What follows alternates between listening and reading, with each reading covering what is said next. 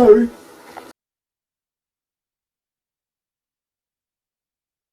So one of the things you got to do is you got to take copious notes, times, dates, what you did, what the symptoms were, and you got to keep these, because at some point a coroner or a police officer might ask you what happened and why did they die, and it's cost the last thing you want to do, but you really need to keep the notes. And one of the things I'm going to recommend is you do what I'm about to do now. So one of the things you got to do is take photographs. Last thing I want to do.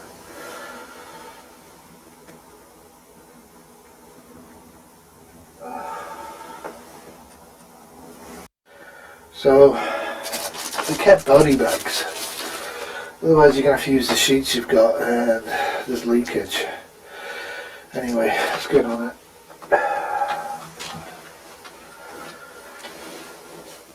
So like I say, these things are really helpful. Lift the leg up. Remember.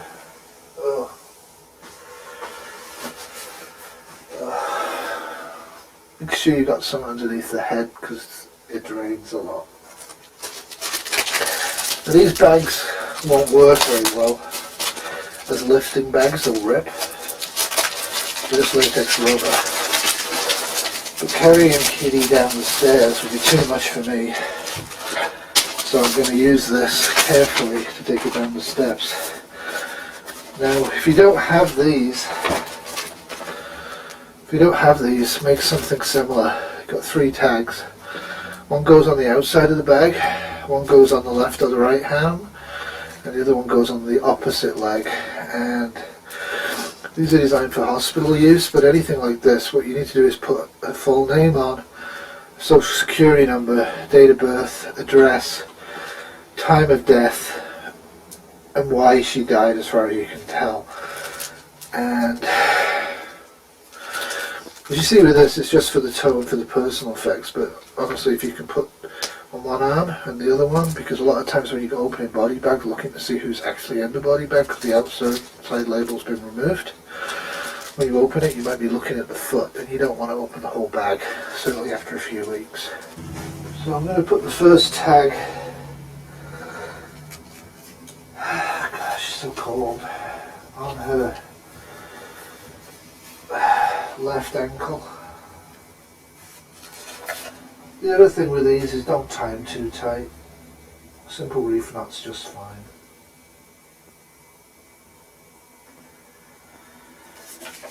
So because that's on her left foot, I'm going to put this on her right hand. So like I said,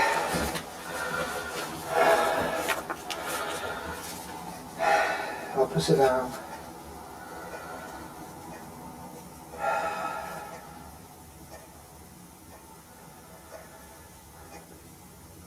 Not too tight.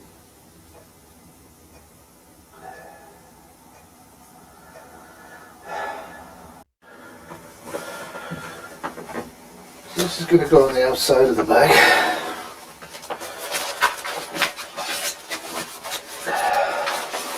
Like I was saying, use the patient's own limbs to move them in the direction you want to turn them. I know most of you won't have one of these, but they are a really useful thing to have. They actually tell you what you should be doing in terms of universal precautions. In this case, everything in this room is infected. All the limbs going to get thrown out. So when you have the bag like this, roll it up.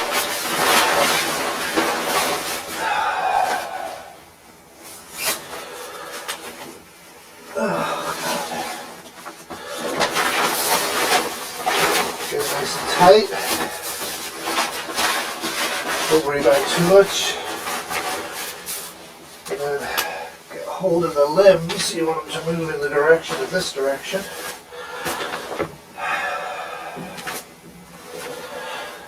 Alright, Kitty. The suffering's over now.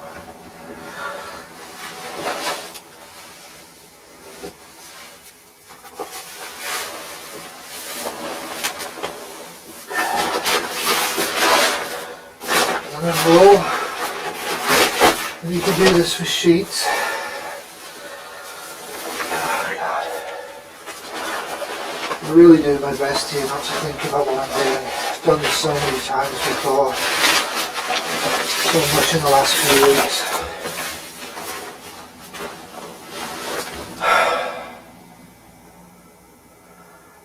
This is not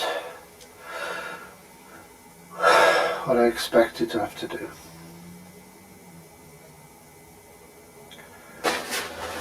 You have the patient in the bag. Just zip them up. Now, a bit of a warning to you guys. Those people who are really fat, they won't fit in these bags. You're best using a duvet or a sheet. But they're designed to keep drips in. It says 2 zippers on it. You just lift them up and then you put the tag onto it. Then I have to get it out to the curb. The radio said that they're coming round at about between 12 and 4 a day in this area again. To pick up the bodies, take them to the central burial place.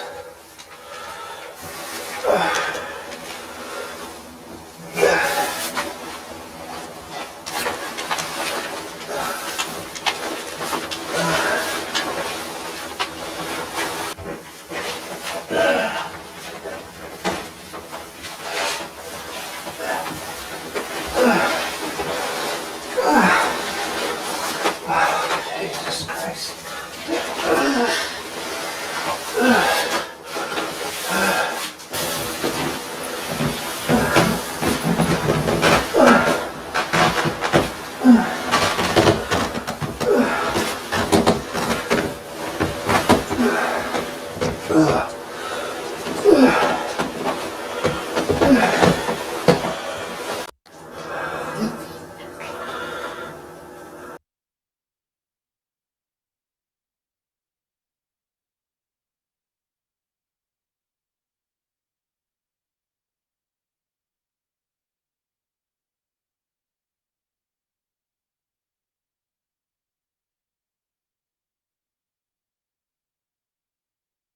So now I have to decide what to do. I mean, I prep not to lose my loved ones. I didn't prep to lose my loved ones, and with Kitty dead, there's no point staying here. I'm going to go to the Shire. I'm hoping Fiona and Wally are still okay there. They only have cell phones, and the cell phone towers are still out.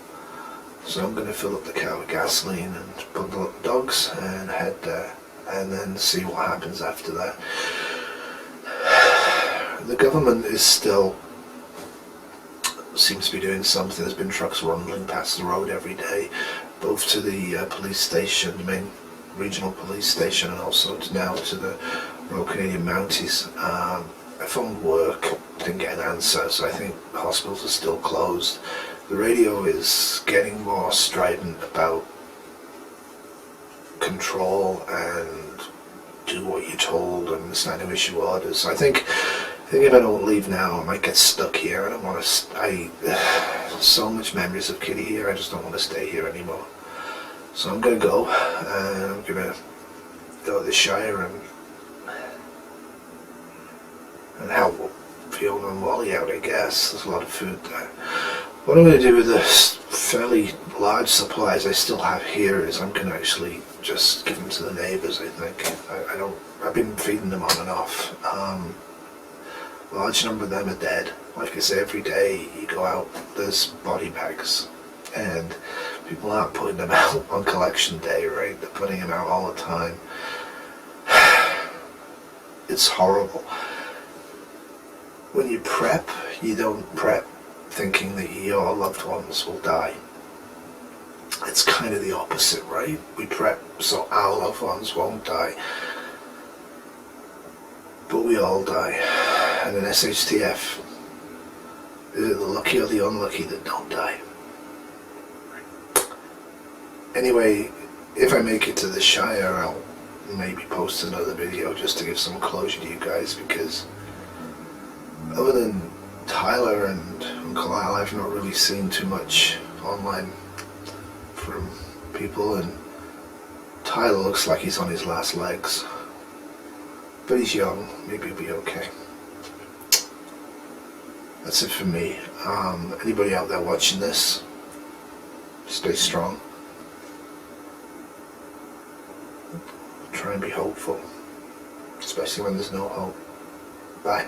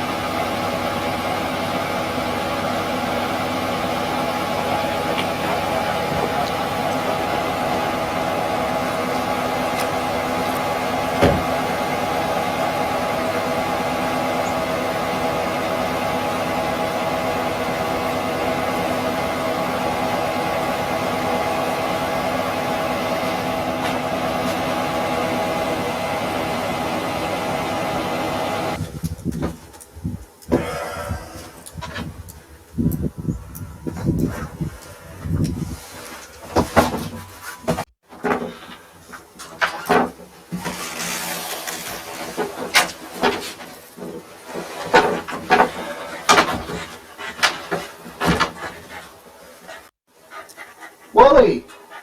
Becky!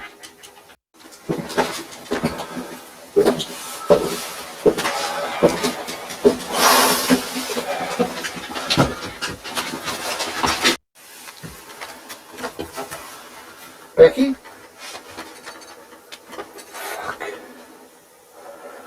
Oh, God.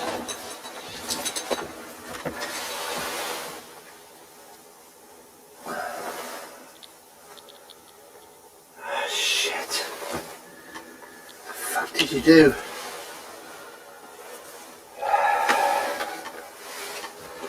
Fuck. What am I gonna do? I guess I have to figure out what I'm going to do.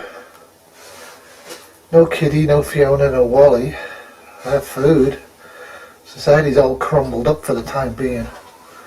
But I guess I'll have to look after the dogs. What's this? Oh, God. John, I'm so sorry. I thought we could do this. So much preparation and planning for what? I just have no reason to go on. Almost everyone I love is gone, and now I must go as well. Good luck and all my love.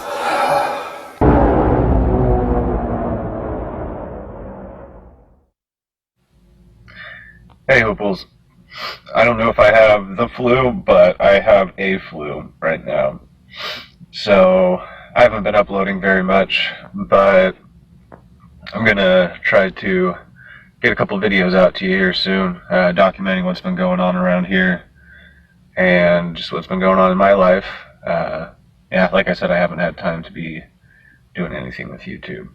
Between work at first and what's been going on at home, and trying to ignore the itching in the back of my throat.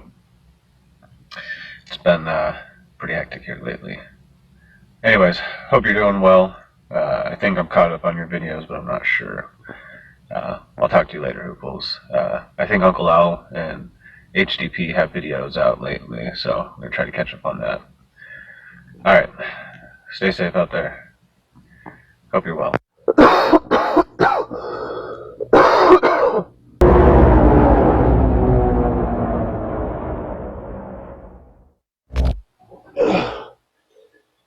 Hey, Huples. I'm not doing better. I don't feel like I have the flu anymore, but this fever is worse than anything I've ever had. I'm just burning and just hurting all over.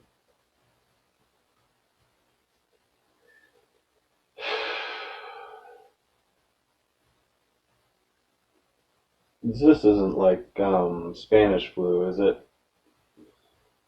Because I heard a lot of people didn't actually die from the flu, but from their body's immune reaction to it. So I'm thinking I might have a cytokine storm going on here. So I'm going to be taking whatever I can to put down inflammation, but I'm not sure where my family is. They're all haven't been home for a day or so, so I'm just sort of taking care of myself. I don't have a lot of stuff that I can take care of myself with. It's really hard to walk around, but I hope that this fever goes down because I'm just too tired for anything. Alright. Let me know if you can think of anything that would help knock this thing down. I'm even thinking of like immunosuppressants or something. I have no idea if that's supposed to help. And the power's down here, so I can't do any internet research. I'll be lucky if I can find enough service to send this out to you. Alright. I'm gonna rest. Talk to you later, Huples.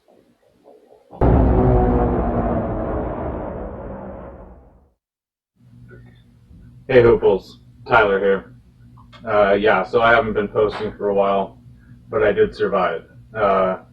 I think the only reason I made it through that fever was I broke it using propane. I didn't have any ice or refrigeration for an ice bath, and I was delirious. I don't know what I was thinking, but I'm glad that it ended up working. I ended up just sitting there and discharging propane cans with them held up against my neck, and the cold broke the fever. I think that's the only reason I survived, aside from a lot of the homeopathic stuff I was doing. But I really feel like it was just pure chance. I don't know if that would really be something that would save someone else or not, but I woke up, I still haven't seen my family. I found out that while I was in the depths of my fever, I slept through the earthquake of March 2019. Almost a 10 on the scale. A lot of buildings in town were just flattened, and that's why I haven't seen my family in forever now. Apparently they were just part of a mass migration group. I don't know if they had a choice or not, but I found out that they were in a part of town that basically got rounded up and moved by the military. So I've basically just been holding my own here until I'm able to find out where that group ended up. I've been living here basically rent-free for months because I don't know, I haven't heard from anyone until just the other day someone showed up and evicted me. So I've got just a few days to gather up what I can from here in one car and go somewhere and try to find where my family is and who's still alive. So that's where I'm at, Huples. I'm glad to see that you're okay. I'm sorry for everything that you've been through, but I'm glad that you've reached a stable point. at least for now. I really want to thank you for buying so many Teespring shirts from me. I've just been buying flats of Jif peanut product, and that's what I've been living on. I know that that's probably not what you want me to put that money to, but I really appreciate you basically keeping me afloat here. I've been doing what I can to get by, but it's just been really tough. Almost nobody is spending money around here. So while I do have skills to provide, you can ask everyone and just no one needs anything done or wants something done or has money to spend on it. But it's really amazing what the automated systems have sort of maintained. Pretty awesome that things like Teespring that mostly just print out their shirts and they only need a couple people to ship them out and stuff like that. Pretty awesome that Amazon linked up with the Tesla car network to create a sort of fire brigade of shipping. So, you know, some of those automated things ended up saving the day in the end. So I've just been having shipments of food brought to me using the money that you've been sending me. So I appreciate that. Anyways, thanks for everything that you've been doing. I think you really helped a lot of us stay alive. I know there's not a lot of people talking on YouTube lately, but I think that that just really has to do with a lot of preppers who are really in it for the community, for getting the social gratification for making videos, and not really out there to try to help people. I think they all just went to ground as soon as there was nothing in it for them. So anyways, I'm glad you're doing okay. I'm hoping to get some more back and forth going on and get on the YouTube a little more. Basically, as soon as I bug out and find where I'm going to be going and get some kind of connectivity, you'll be hearing from me again. All right, Huples, stay safe.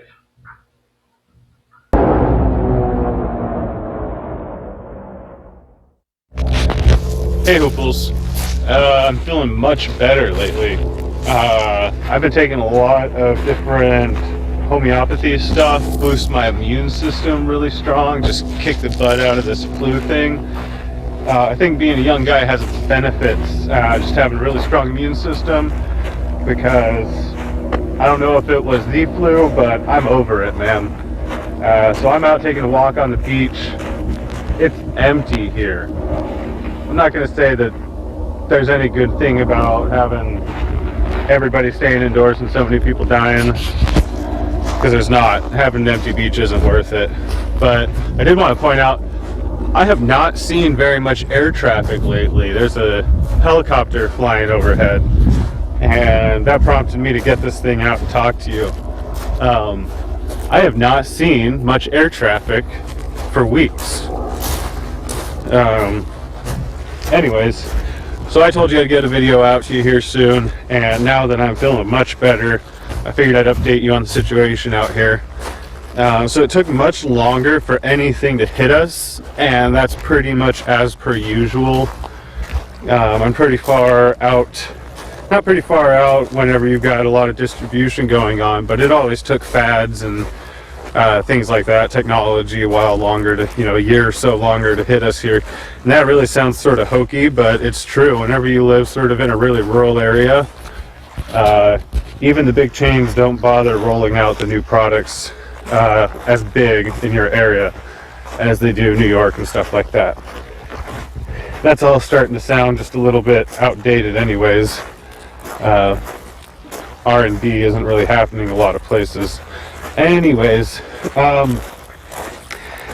just normal times took things a little longer to get here, and especially because where I'm at, they were able to more easily lock down transportation and stuff.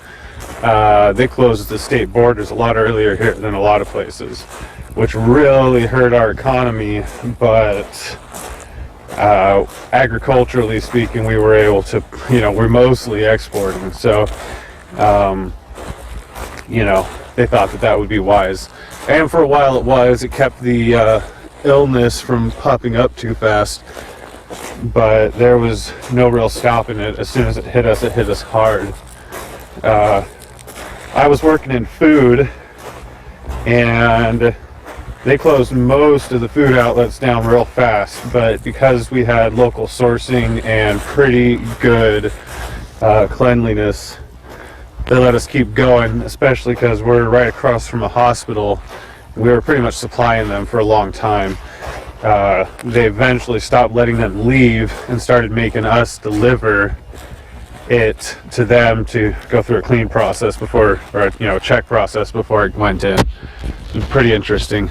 But that all shut down. I left. I didn't want to be even just around people, and I'm losing confidence in when I'll be able to cash my next check.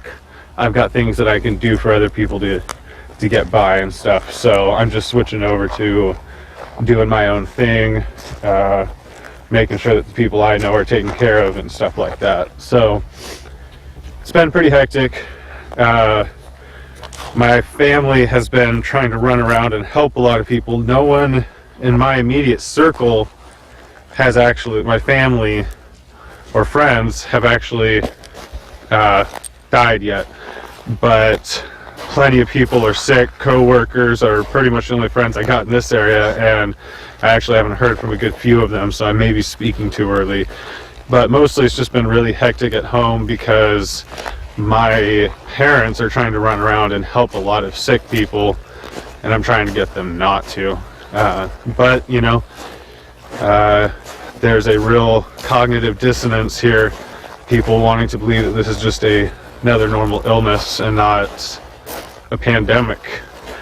I don't think that you can ignore that any longer. So, anyways, Huples, hope you're doing well. I've been trying to keep up. I hope everybody is feeling a little better over there. So, alright. I'll catch you later. Wow! Hey everybody! Merry Christmas! And let's all have a great New Year. So I was just looking at a photograph, thinking about what was, and I'm not working tonight, and I'm going to be drinking an Apocalypse beer, I think. Got this long time ago. Kitty got it for me as a joke, and I kind of kept it for the apocalypse. Anyway, the apocalypse came and went. And now, back where I started, with both the terriers, trying to make merry at Christmas. Not easy, not easy. So I haven't been doing YouTube videos. Didn't see much point to doing prepping videos after going through the super flu pandemic. So I haven't made any videos since I made the one on the bug out. And I don't really know where my headspace was when I was making those videos on the pandemic, but it breaks my heart looking back at them, and I watch them all the time.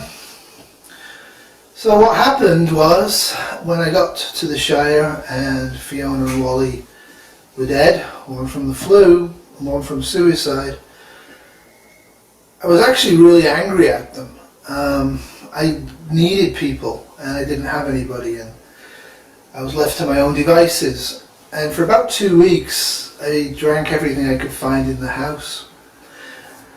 I even found some cigarettes that they had left, and I smoked them. And every day it was a struggle, and every day I looked at the pills that were left over and thought maybe I should check out, but I didn't. Kitty had made me promise that no matter what, I would look after Becky and Mr. Bear. And I did. We were well set up, we had lots of food, lots of water, but it was just me and a couple of dogs. So after about 2 weeks, I decided to stop drinking because I drank everything. So after that, the weather had warmed up enough that I was able to dig deep enough graves to put Fiona and Wally in. I put them in side by side. There was no, as far as I could tell, no council body collection up there. It's very, very rural. And I marked the graves, and I took some photographs to show what I was doing and why I was doing it. And then I was listening to the shortwave radio, and not to my surprise, the government had finally got its act together. I mean, they worked really hard in the first phase of the pandemic, and in the second phase they tried, but they just basically stopped communicating. I can't really blame them. I mean, everything was down, nobody was going to work. 15-20% of the population at any given time were in bed fighting for their own lives, and half of them or more were dying. But the government it turned out, did have a plan. As we all know now, the Canadian National Unity government was formed probably in about week 12, 13, and made plans. And I mentioned when I bugged out that there was a whole bunch of army trucks and police activity, both over down there at the provincial police station for the region I'm in, and also at the RCMP station over there. And yeah, that's what they did. They got their act together, and in the first phase, they consolidated power bases, brought a lot of supplies into those areas, which is what the trucks were doing, and then used those supplies to actually coerce people into working. It works very well. Within about 5 to 6 weeks after Kitty had died, there was rudimentary government again throughout the province of Ontario, and most of the other provinces and territories also had a rudimentary government going on. The exception, strangely enough, was British Columbia.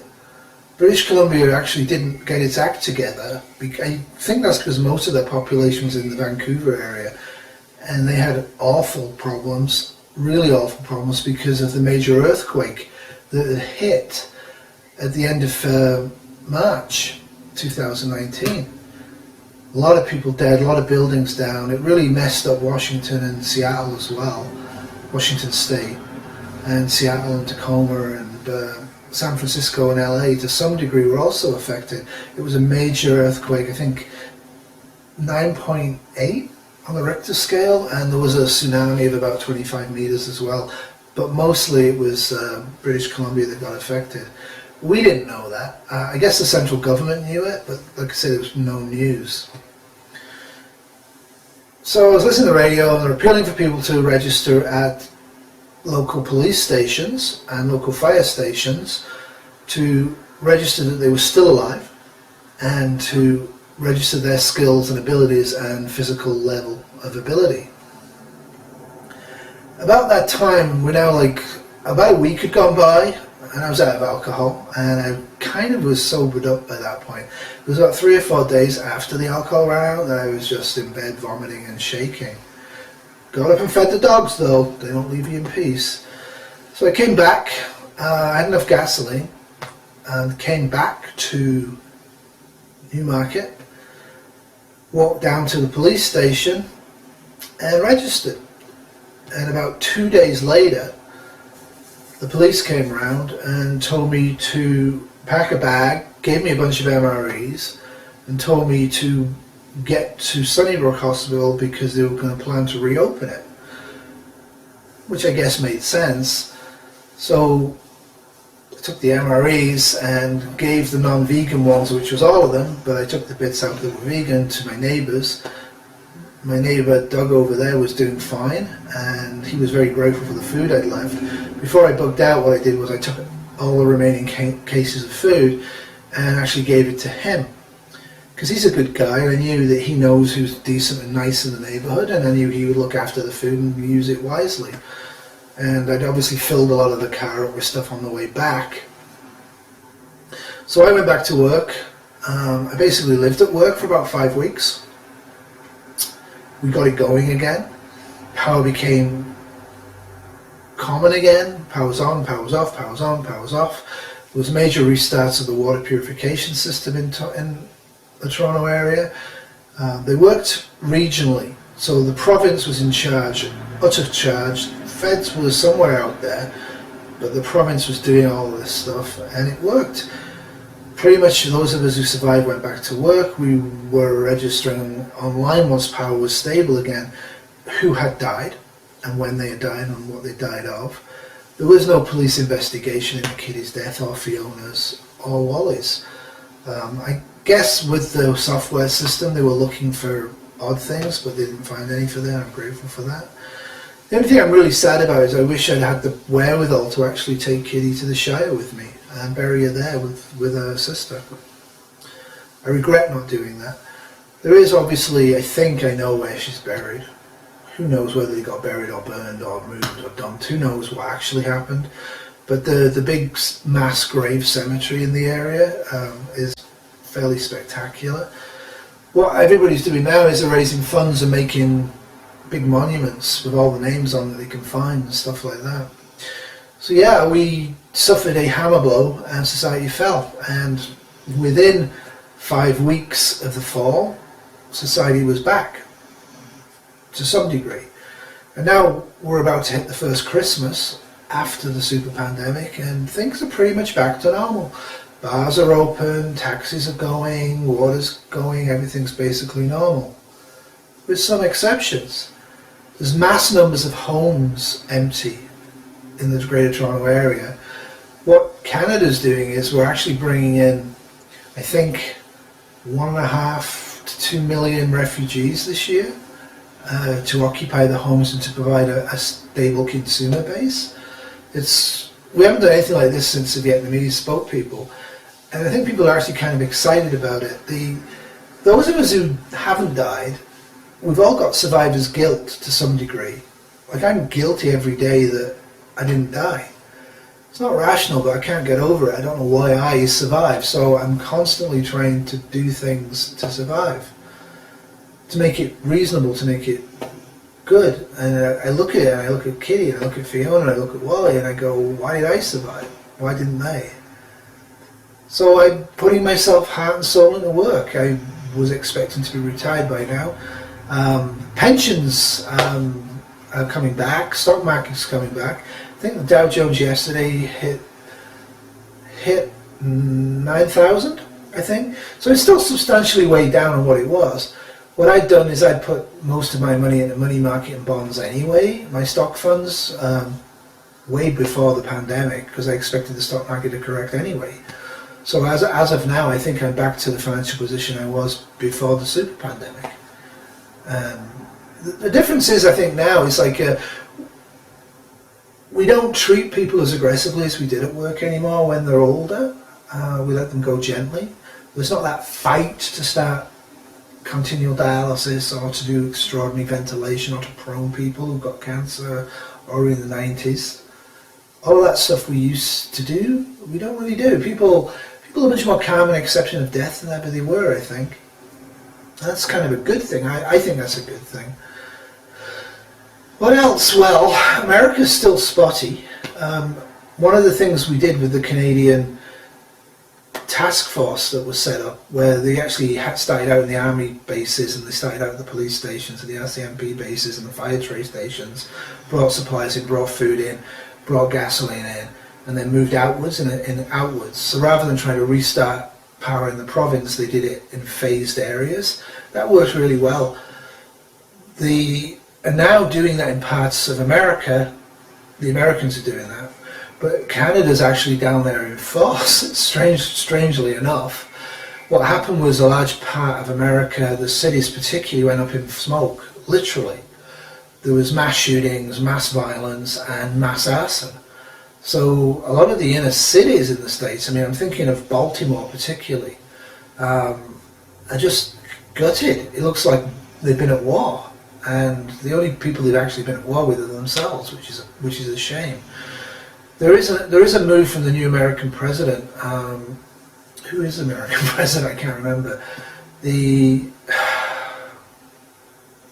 think the American president right now is a dual president. I think that's how they did it. I think it ended up being Biden and Pence. Somehow or other, because they've kind of got a national unity government as well, even though they kind of hate each other. So they're doing that as well. So martial law is still in effect in the States, as far as I know, whereas in Canada it's not. So yeah, America's doing okay, but it's still spotty. It turned out the states there were big, but they didn't have enough infrastructure in terms of people to deal with the health emergency, other than in the cities. And like I said, most of the cities went up in smoke real quick. So there's a lot of work for us to do down there to help our American brothers and sisters. The country that came back first, was strangely enough, was Japan. Japan, because it's got such a large elderly population, they didn't actually lose as many percentage of the population as everybody else did. and their older population remembered the post-war years and were able to actually get behind unity and helping others. And they did quite a good job down there. And Japan's probably got the biggest economy right now. China had this second wave during the first wave but didn't tell anybody. I think nobody knows for sure. The Chinese government is still secretive. It seems to be not fighting itself anymore, though there was actually warfare breaking out. At least 1 or 2 tactical nukes actually got fired in China during March from coup attempts and things. Awful, horrific down there. And they're starting to come back together. As we know, they did take Taiwan out. Taiwan is now Chinese again, which the American government probably, if it could function, would be unhappy about, but c'est la vie, it's done. India suffered a lot. Europe suffered quite a bit in parts from violence and troubles, but they're pretty much back to normal again. The European Union actually has taken control of most of the city-state functions and nation-state functions in Central Europe, and the French and the Germans, with their partners, are basically running continental Europe as a collective. And their economy's really taking off, because they literally are not 27 or 28. Nobody quite knows what happened to Britain, whether they exited or not. But they're strong. Africa, wow, Africa. Yeah, that was bad. Because of the dependence on foreign aid, because of the dependence on a lot of things, because of the mega cities, which were basically slums down there, hundreds of millions died in Africa. Africa probably hit maybe 40 or 55% total mortality. The mortality from the flu was about 14.5 to 15.5% of the total population. The mortality after the flu, because of the fall, because of clean water, because of suicide, because of civil disturbance, because of starvation in a large number of places, was at least double that in almost everywhere, including Canada. And in some places 4 times that, and Africa was one of those sad places. So yeah, I survived, Becky survived, Mr. Bear survived, he's upstairs sulking, he does that when he's not being fed. Kitty did not make it, Wally did not make it, Fiona did not make it, and I really wish they had. I'd prepped for them making it. Anyway, tomorrow I go back to work. I'm doing 3 or 4 nights, and I'm just going to lose myself in work for a bit. Really don't have too much interest in prepping anymore, which is kind of why I haven't been doing any videos or really watching them. It just seems kind of pointless. Been through it, done it. I was glad I was a prepper. Glad I had toys, glad I had technology and food startup. But none of it really mattered. I would much have been happier dying, I think. But I didn't, and there's people out there that need me, so, and little dogs that need me, so that's what I'm doing. Anyway, if you guys are still out there, any of you guys made it, let me know. I was glad to see Tyler made it. The last video he did that I saw, I thought he was on death's door, but he actually pulled around, so that's good.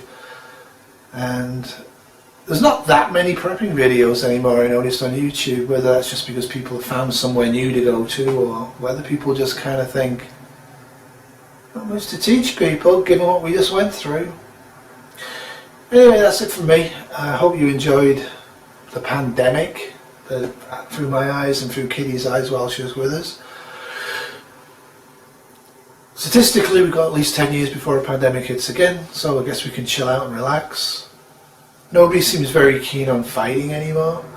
Nobody seems very keen on power anymore in terms of national power.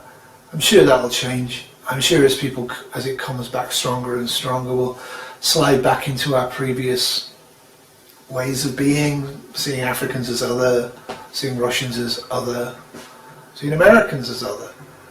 But for now, most people who made it just see people as people. And that has been a positive thing. Alright, that's all from me. Wherever you are in the world, if you are able to watch this, remember you're the lucky ones, and do something good each and every day for the planet and the people on it and the little critters on it. Say goodbye, Becky. Bye.